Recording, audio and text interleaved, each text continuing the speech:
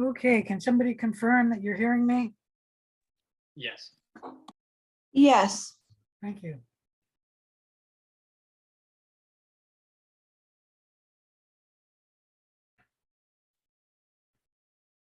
Excuse me.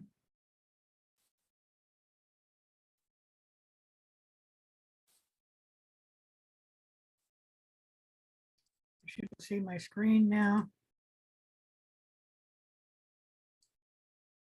Oh, I just closed the syllabus. That wasn't right.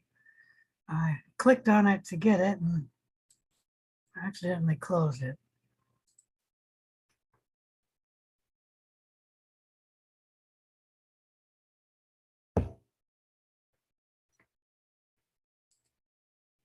Come on. So today we're doing Lab 6, disc diffusion and antibiotics.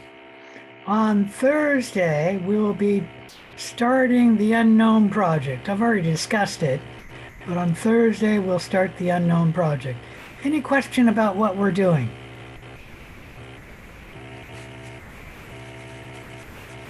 So since I should have these in reverse position, but we'll go with it.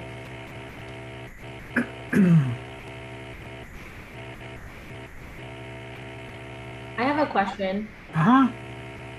So the unknowns project is due after the other project, correct? Correct. Okay.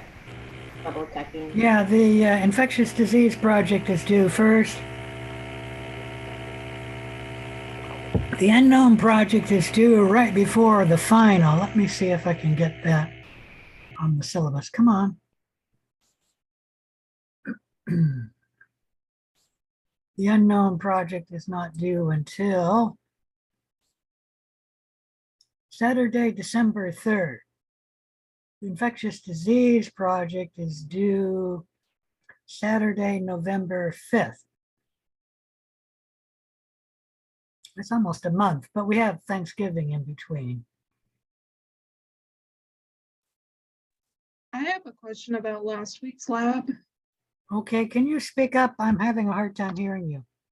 Yeah, I have a question about last week's lab. Uh-huh. On number 8, for the chocolate agar plate and the blood agar plate, there's not Uh-huh. a column for enriched media, but I do know that the blood agar plate is enriched and differential. Does that go in the non-selective media? It And is differential. non-selective because it's only enriched, meaning that doesn't select for anything. Okay, So yeah, it follows the same as TSA in that sense. It's non-selective okay, because it's TSA. And it is differential because you can differentiate on the basis of hemolysis. okay. And then, yeah, the chocolate agar is just the enriched, the non-selective That's enriched correct. media. It's Okay, not differential. okay. And with number 7, I got a little confused because in the actual module, it It asks for says what? that for question number 7, Let me call it up because I don't recall the question. Can you just read the question? yeah, it says, suppose you have successfully streaked a plate and obtained isolated colonies of 2 different bacterial species, that is from a mixed culture. How can you use this plate to create a new pure culture of only one bacteria? Uh-huh. So in the module, it says that you can inoculate a new general purpose media with a single bacteria out of the 2. But apparently that's not correct. So what I assumed is you can use a differential media, a different type of media. No, that's not what it is either. I'm trying to get at. What have I said before? If you want to get 95% of your colonies or greater, all derived from a single cell, what do you need to do?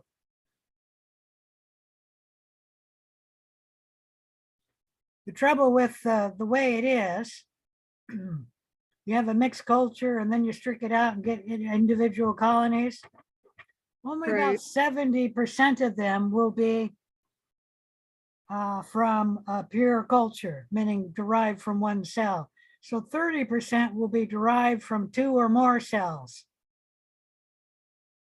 Okay. So that 30% of the time, you'll have a colony that'll have 2 cell types in it. So what can you do to remove that down to 5% or less? Okay, you can review the time I talked about that, or you can just think about it. What can you Okay. do? Putting it on a selective media would help, but it's not going to reduce it to 95%. Because let's say, for example, the contaminant is Staphylococcus epidermidis, and you're trying to grow Staphylococcus aureus, and so you put it on mannitol salt agar. Well, Staphylococcus epidermidis will grow on mannitol salt agar, and so does Staphylococcus aureus. So you haven't removed the contaminant. Okay. So what can you do to remove the contaminant? Okay. I'll review the last lab module. Can anyone help her? Nobody remembers my discussing it? All right, so think about it and you can review the lab if you really need to. It's really Okay. easy. And that is you streak the colony out one time. You only get about 70% purity. Yeah, my other, when I What thought do you about it, I thought, do to get it up to 95% purity? Would streaking it a second time be helpful? Yeah, you take it from an individual colony on the first plate and you streak it out a second time to get individual colonies. Now you that's, sent the yeah. cells through 2 colony formation events, meaning on the first plate, you see a single isolated colony, it looks pure, but is it? And then you streak that one out. On the second plate, now you have a second plate with isolated colonies. If it looks pure, it's probably going to be pure. And if you pull from that, it's not guaranteed 100% that it'll be pure, but it'll be 95% or greater that it will be pure. Okay. Thank you. That makes sense. All right. All right, let's go on with the lab. Where's the module? Here it is. Lab 6, disk diffusion, evaluation of disinfectants, antiseptics, and antibiotic effectiveness. In this lab, we'll mainly be talking about antibiotics, but you can use disk diffusion to evaluate disinfectants and antiseptic as well as antibiotics. So go ahead and read the reading before you do the lab. And there are video clips. And I think there's a virtual lab today. And do I have the wrong file here? It looks like I have the wrong file. Let me see if I can get another file. I just have it highlighted and I apparently called up the wrong file because this one's not highlighted. It's not telling me what file this is.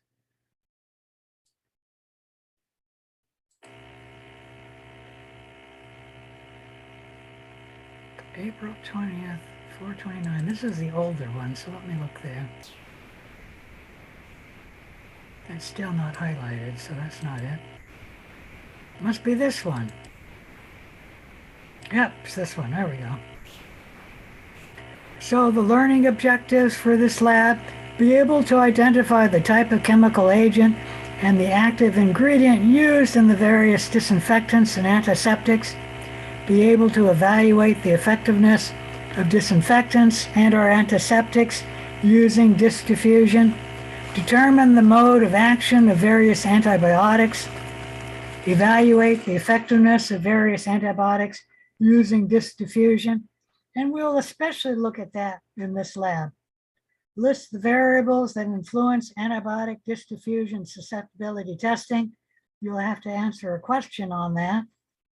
And define the terms. What's sterilization, disinfectant, disinfection, what's a disinfectant, what's an antiseptic, what does bactericidal mean, what's bacteriostatic mean, what is an antibiotic, what's the spread plate method, and what's a zone of inhibition, or a ZOI.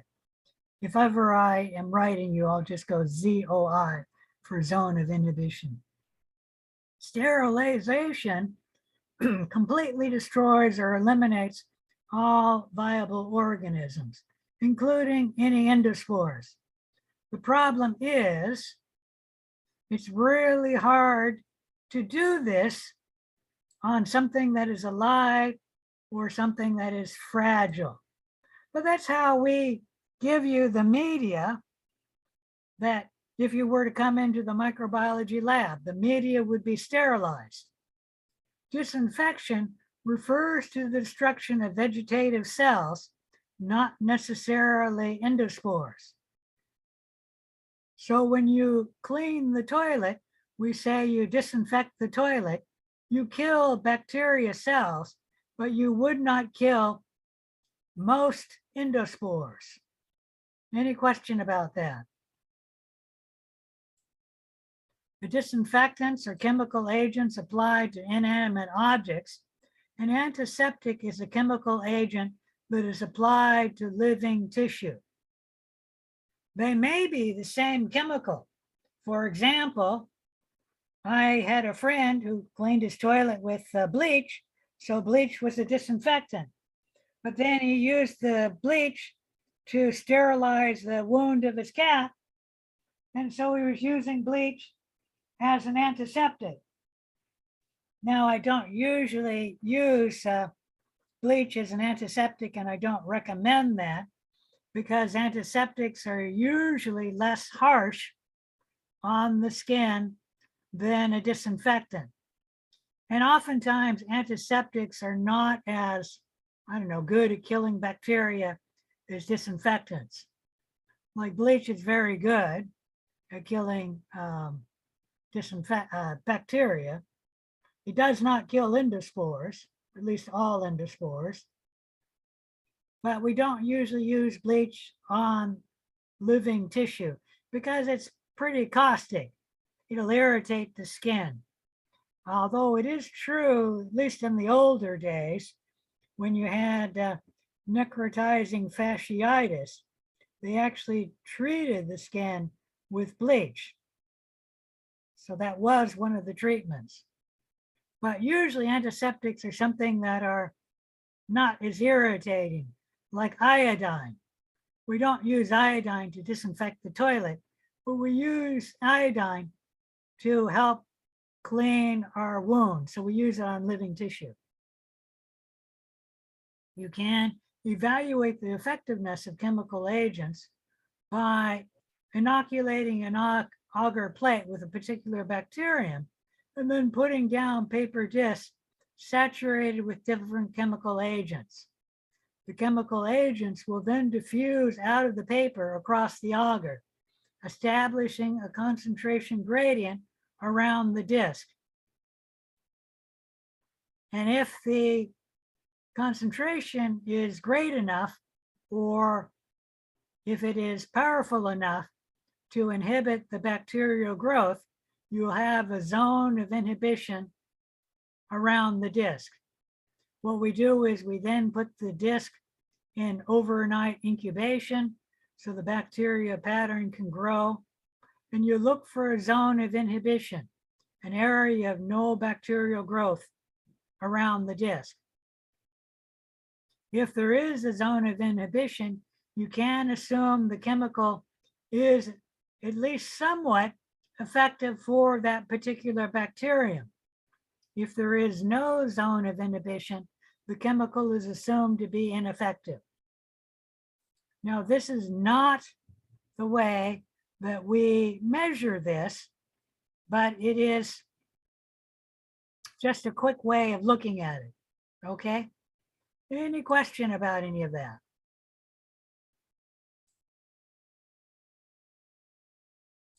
All right, this table shows you the common disinfectants and antiseptics, the general action, and then their preferred use. Like ethanol is an alcohol and it denatures proteins. You don't really need to know that. But we use it kind of like an antiseptic, but it's a really poor antiseptic. So we call it a degerming agent, meaning it reduces the number of bacteria on our skin. It doesn't remove all the bacteria. A good disinfectant would be something like formaldehyde, formalin, glutaraldehyde, and we can use these as a disinfectant. Iodine is used as an antiseptic. I've already mentioned that. Chlorine, such as chlorine bleach, is used as a disinfectant. Anyways, look through the table. The zone of inhibition will have a size, and the size of the zone of inhibition will only partially depend on the sensitivity of the organism to the chemical. There are various other factors that affect the size of the zone of inhibition, such as the concentration of the chemical. Generally, the more concentrated, the larger the zone of inhibition. The molecular weight of the agent. The larger the molecular weight of the chemical, the smaller the zone of inhibition, because it will diffuse less well. And then the density of the bacteria. The more dense the bacteria when you're inoculating the plate, the smaller the zone of inhibition. So there's a number of assumptions that go into measuring the zone of inhibition, and we try to standardize all of these variables when we evaluate antibiotic effectiveness. Okay? When we're talking about antibiotics, they can be categorized as bactericidal or as bacteriostatic. If the antibiotic kills the bacteria, it is bactericidal. If the bacteria is only inhibited in its growth by the antibiotic is bacteriostatic. Any questions about that? So when antibiotics are used, if they're bacteriostatic, you stop the bacteria from growing, and then you're relying on the person's immune system to assist in the elimination of the infection. Meaning the antibiotic itself does not kill the bacteria, will not get rid of the infection, but it will stop the bacteria from growing. And then the immune system then has time to remove the bacteria. Any question about any of that? All right. So when we do these tests, we usually use the Kirby-Bayer disc diffusion test. It's the test most commonly used for measuring the effectiveness of antibiotics. The results of the Kirby-Bayer test help physicians in choosing which antibiotic to use when treating a sick patient. Bacteria are isolated, and then they're grown on a disc, on a petri dish. And then you put the bacteria down on the petri dish, and then you put the discs down, and then paper discs are impregnated with different antibiotics. And then they will form a concentration gradient around the disc of the antibiotic. You then incubate the disc for 18 hours at 35 degrees. And then you look for a zone of inhibition around the disc where the antibiotic concentration is high enough to inhibit bacterial growth. The antibiotic may not kill the organism. It may just inhibit the bacteria's growth. The size of the zone of inhibition is dependent on several factors. The diffusion rate of the antibiotic. A smaller antibiotic will diffuse better in the agar it will form a larger zone of inhibition. The degree of sensitivity to the microorganism, the more sensitive it is, the larger the zone of inhibition. And then the growth rate of the bacterium. Let me see if I can remember this one. Slowly growing bacteria have a smaller zone of inhibition. Table 6.2 lists the procedural protocol required to standardize the variables when performing the Kirby-Bayer diffusion test. And why you standardize the Kirby-Bayer diffusion test is ideally when one person does the Kirby-Bayer test in one place in the world and another person does the same test on the same organism using the same antibiotic, you want the test to show similar results. If you don't standardize the variables, you will get different results. So how we standardize the Kirby-Bayer test? You inoculate nutrient broth, meaning you use nutrient broth, using several bacterial colonies isolated on non-selected media. And the bacteria are no more than 24 hours old. So you let the bacteria grow and you let it grow for less than 24 hours. I think the ideal is something like 18 hours. And it's on a liquid culture. You then address the broth turbidity to 0.45 McFarland units. This is approximately 1 × 10⁵ bacteria per mil. And what you do is you just measure the turbidity. And if it's denser than this, you dilute it to that number. If it's less dense than this, then you need to let it grow longer so that it comes up to 0.5 McFarland units. Any question about that?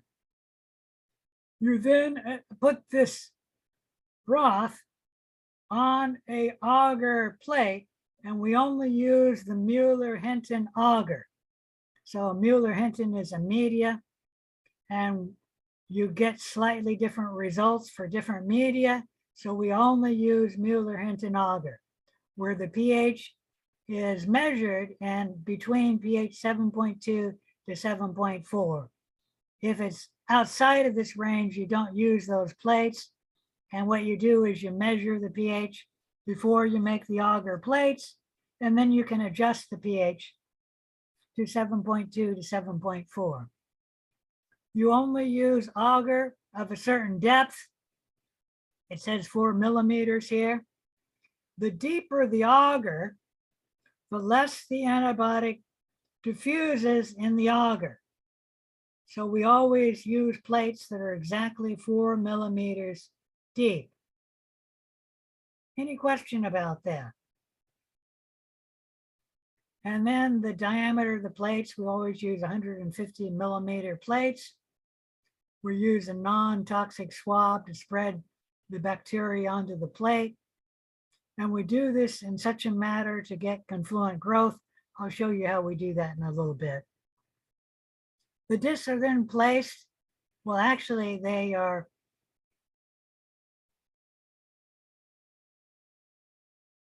you then put paper discs down on the plate containing the antibiotic, and you put the antibiotic disc down 5 minutes after you put the bacteria down, but no longer than 15 minutes after you put the bacteria down. You want to give a little bit of time for the plate to absorb the liquid and for the bacteria to get established on the plate, but you don't want to get the bacteria growing. So that's why you put the plate, the antibiotic disc down between 5 minutes and 15 minutes after putting the bacteria down. And then you place the disc, the paper disc, at least 24 millimeters apart, and put no more than 12 discs on the Petri dish, which is 150 millimeter size. You then get the plate, put it upside down in a non-CO2 incubator and incubate it for 16 to 18 hours at 35 degrees Celsius. And you put the plate in no longer than 15 minutes after adding the antibiotic disc.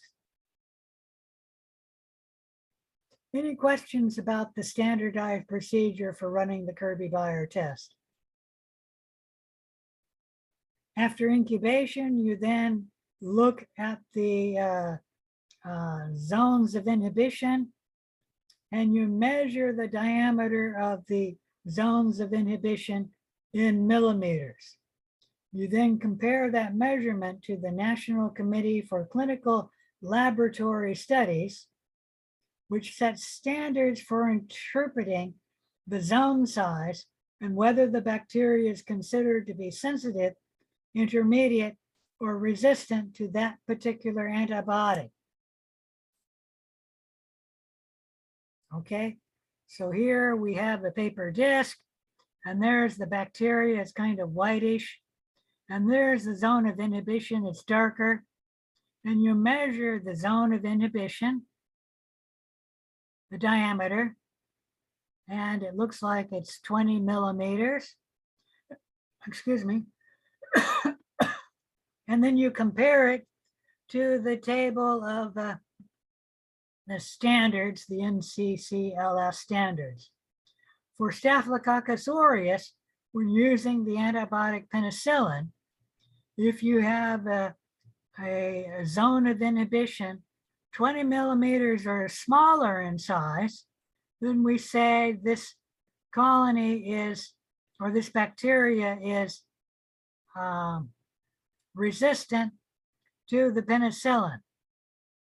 And if the size of the zone of inhibition is greater than or equal to 29 millimeters, then we say that Staphylococcus aureus is sensitive to penicillin. And in between 29 and 20, from 21 to 28 millimeters, then we say that the bacteria is intermediate in its sensitivity to penicillin. We're talking about penicillin G here. Any question about any of that? Now for the table, each species of bacteria will have a different size that's resistant as well as sensitive for each antibiotic. So the table will be pretty big because it'll list the common bacteria and then the common antibiotics. And each bacteria for each antibiotic will have a different measurement for what is considered resistant and what is considered sensitive. Any question about any of that? So to determine whether a bacteria is resistant or sensitive to the antibiotic, you run the Kirby-Bayer test, you measure the zone of inhibition, and then you compare that measurement to the table of standards. You can't simply look at it and say, that plate is sensitive or resistant. Okay. All right, any questions about any of that? If not, go through the terms of this lab. And then we're going to do the laboratory exercise.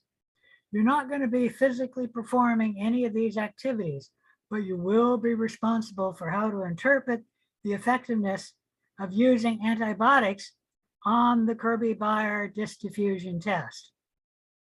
So first you're going to prepare a spread plate, and we have a little video clip for preparing a spread plate. And then review the steps using aseptic technique for preparing a spread plate for a bacterial lawn of growth. And I thought I talked about that.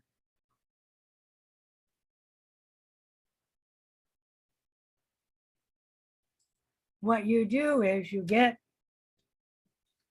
you get a, here, we'll pretend this is an auger plate, and you get a Q-tip. Probably should be a little squarer than this, so I'll use this one.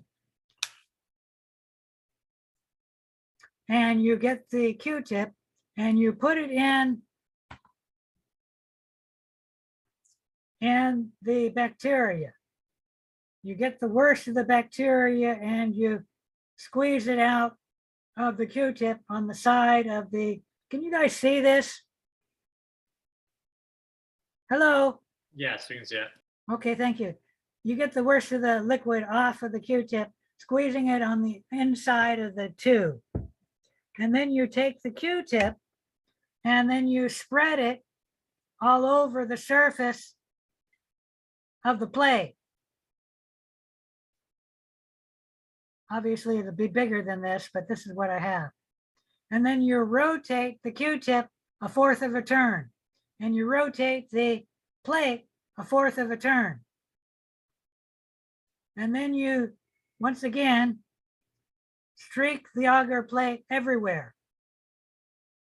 The point is you want the bacteria to grow everywhere confluently. Okay? And then once you've done it a second time, you do it a third time. You rotate the Q-tip 1/4 of a turn, rotate the plate 1/4 of a turn, and then streak it everywhere.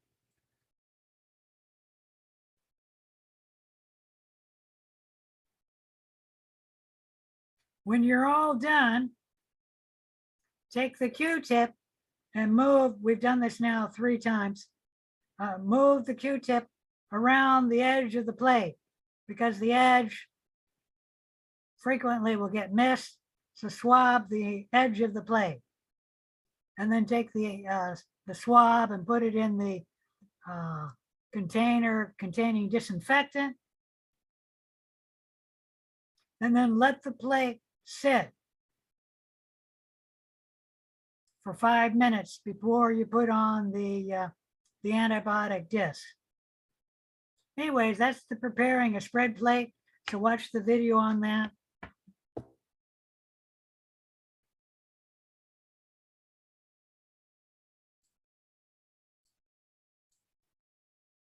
And then we're going to evaluate antibiotic effectiveness, view the following clips, and complete the virtual lab. Let me go ahead and open that. I think this one can open from here. So watch a little video on preparing a culture for Kirby-Bayer disc diffusion, and then watch a video on interpreting the results of the Kirby-Bayer disc diffusion. Now let's see if that opened.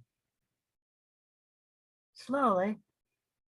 And then we have a virtual lab for you to go through. Oh, shoot. Let me go to the other one. It might be in the worksheet. I should look to see if it's in the worksheet.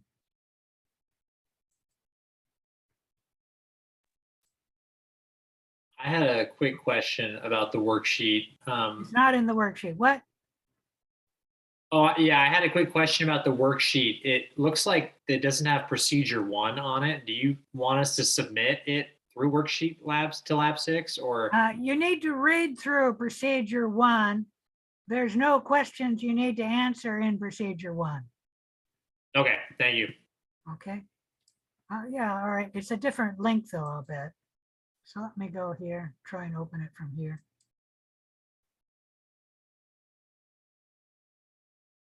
Yeah, see, this one works.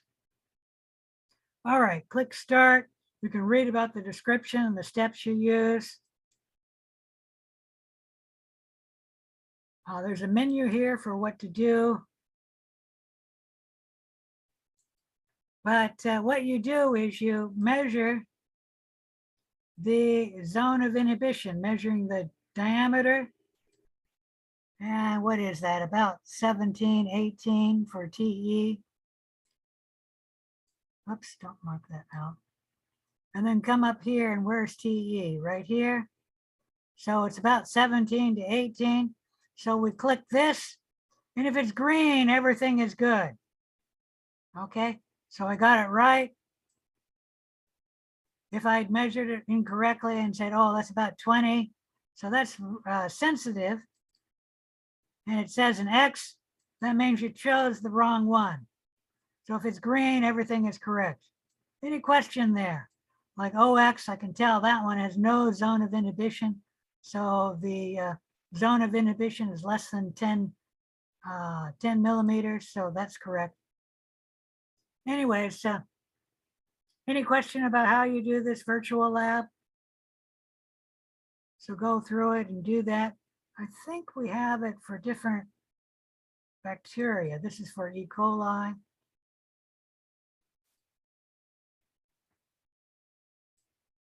I'm not sure how you switch it to the other ones, though. I don't remember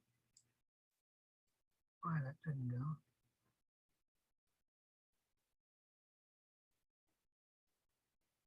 Anyways, if you record the data as R, resistant, I, intermediate, S, susceptible.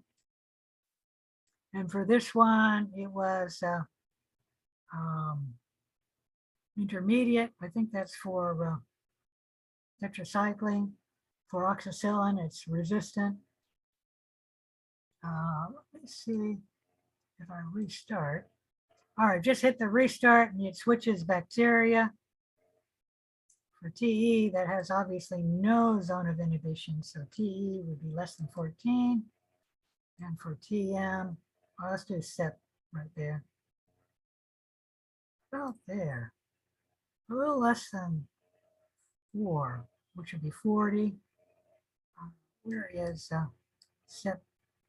It's greater than 17. Anyways, any questions on how you do the virtual lab? Go ahead and do the virtual lab.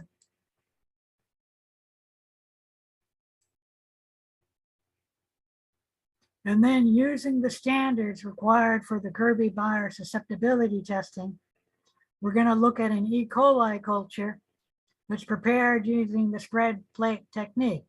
Antibiotic discs were placed on the surface of the agar in the proper way and incubated at 35 degrees overnight.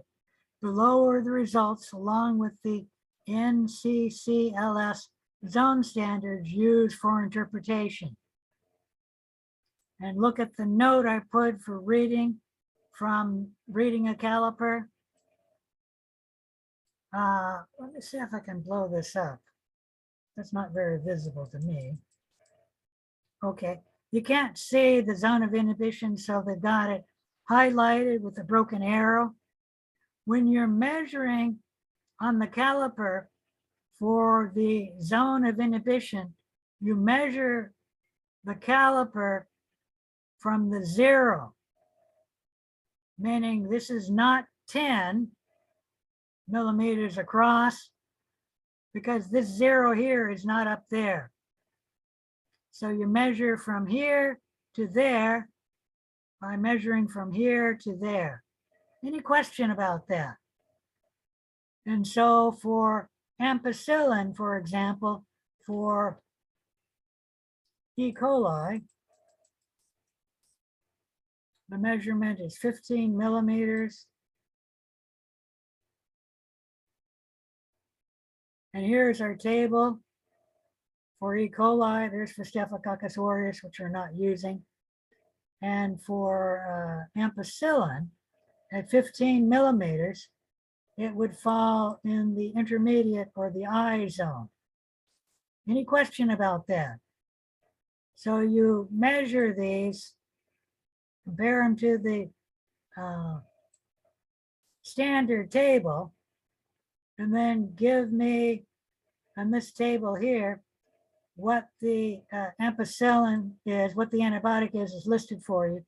Give me the zone of inhibition measured in millimeters, which I think was 15 millimeters. So you can just type right in the box here. And then the interpretation, give me S, I, or R. Any question about any of that? All right. So that's the first question. Do that in the worksheet, not in the lab manual. So let's go to the worksheet.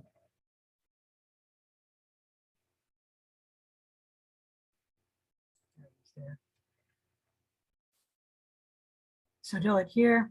This is the worksheet.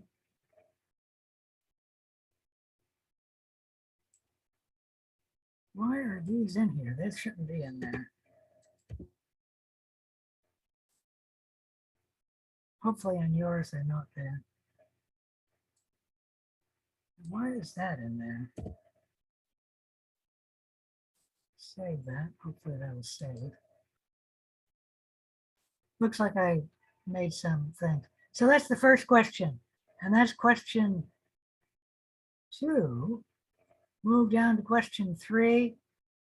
List the 5 variables that must be standardized when performing antibiotic susceptibility tests using the Kirby-Bauer disk diffusion method.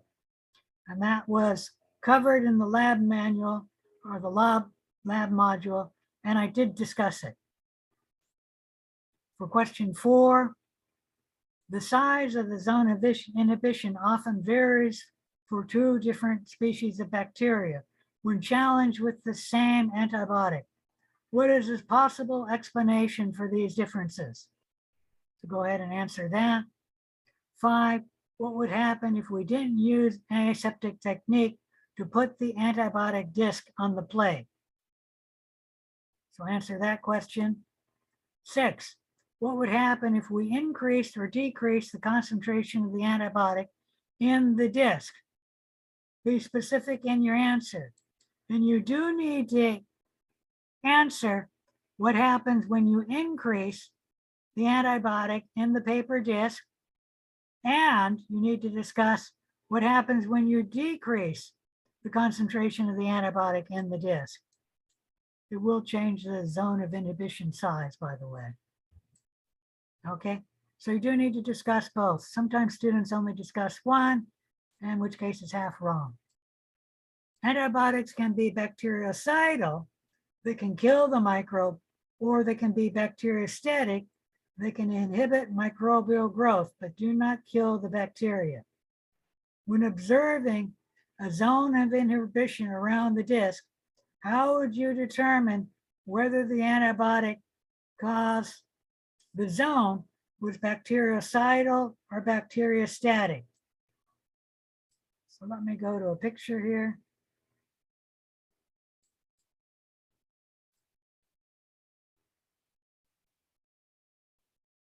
I don't have a good one, so I'll just go to this one. Can you tell from this picture whether the antibiotic is bactericidal or bacteriostatic?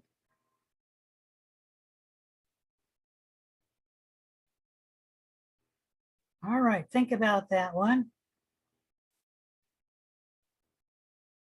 It's a little challenging until you understand what the question is getting to. Let me go to the worksheet because the numbering is different.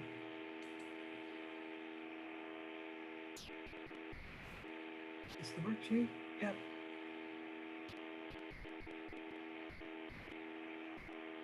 Hey, when performing antibiotic sensitivity, it's important that the test conditions are kept very standardized, meaning we use the same kind of media, the same agar depth, the same age of the culture. Why? So just give me an answer there. Are there any other substances besides antibiotics we could evaluate using this method, the disk diffusion method? And you should say what methods, what we could use it on. Don't just say yes or no. Say yes, what we can use it on, or no, what we cannot use it on. And then 10, does the presence of a zone of inhibition necessarily mean the bacteria being tested is susceptible to that antibiotic? And explain your answer. All right, that's it for the worksheet. That's it for the lab. If you have any questions, I will be here at least until 8 o'clock or until the last student leaves. Once the last student leaves, I'll log off as well.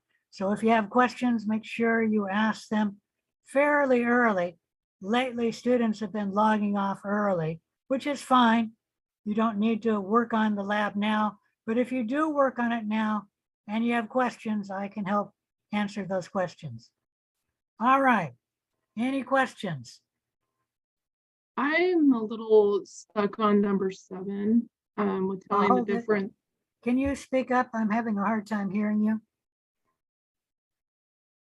I'm having some troubles with number 7. Where it's the bactericidal, bacteriostatic. Uh-huh.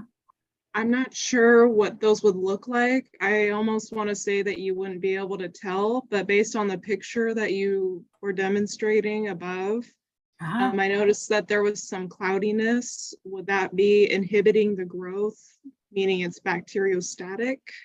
No, that's not it. You're correct that when you look at a picture, you can't tell by just looking. You have to do Okay. something to tell, whether it's bacteriostatic or bactericidal. Okay, Okay, okay. well, think about it. If you really are stumped, you can ask me later in the lab, but obviously you just started working on the lab, so I want you to think about it, at least at start. Okay, Okay. all right. Any other questions? All right, I'll be here until 8 o'clock. I've got an apple to eat, so I might turn the microphone off. And if you see my lips moving, just state you need to turn on the microphone. I'll eventually understand what the problem is, but sometimes I forget I turn the microphone off. All right, let's get started on the lab.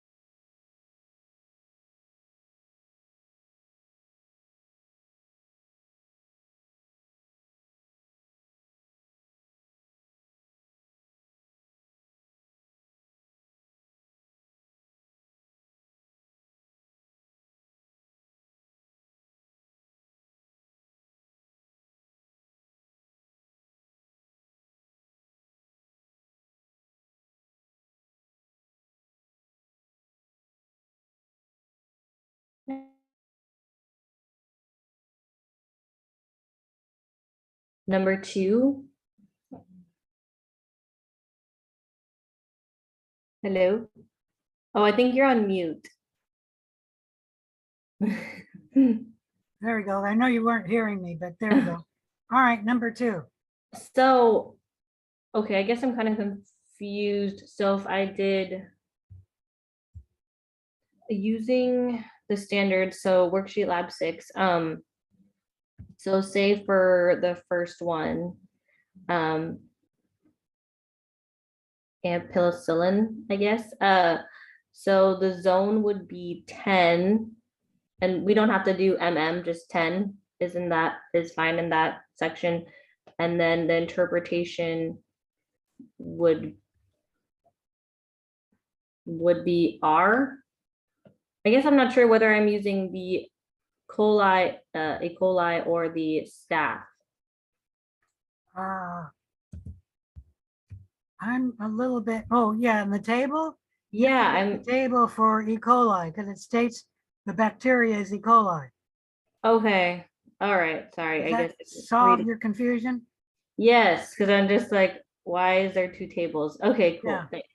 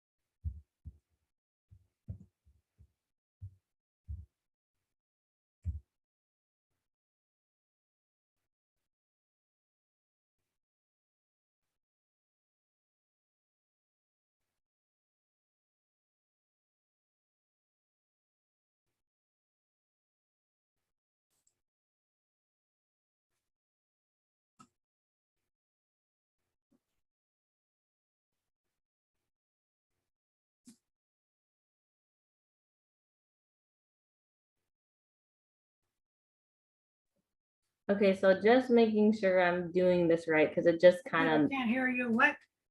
well, just making sure I'm doing this right.